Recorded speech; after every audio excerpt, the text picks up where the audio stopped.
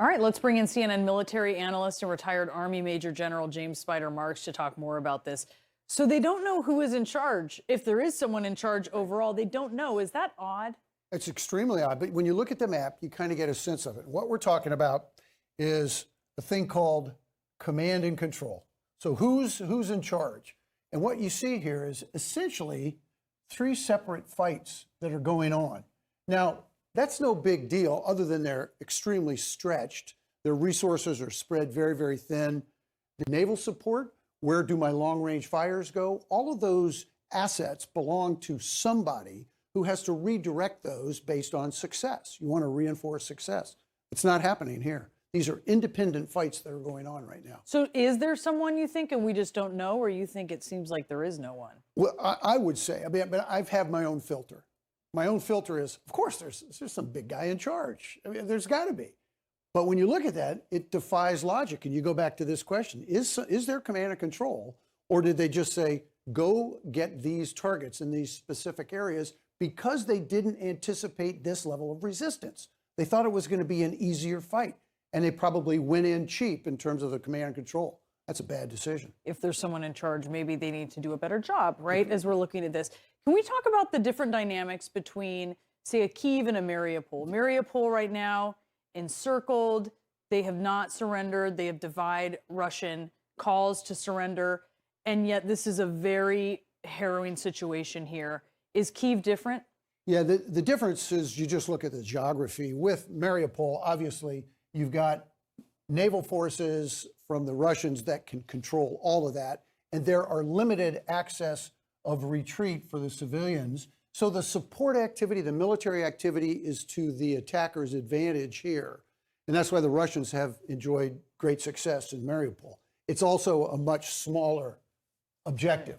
Then you go to Kyiv, and all the fighting in Kyiv is located here.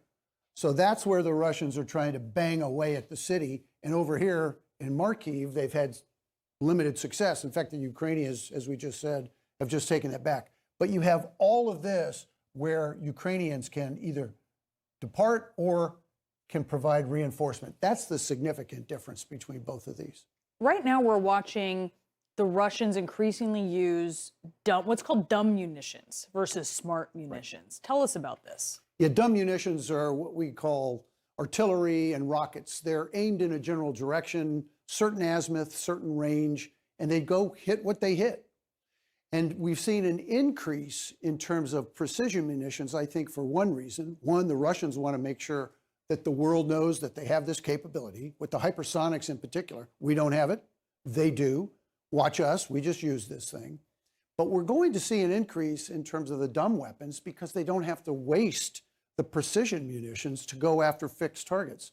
We use precision munitions to go after very precise, very unique targets, and often mobile targets, because we can guide those things in, and we have very good tactical intelligence. When the U.S. and our partners go to war, we have intelligence on the ground that's providing sighting and recognition, and we can then guide those munitions in.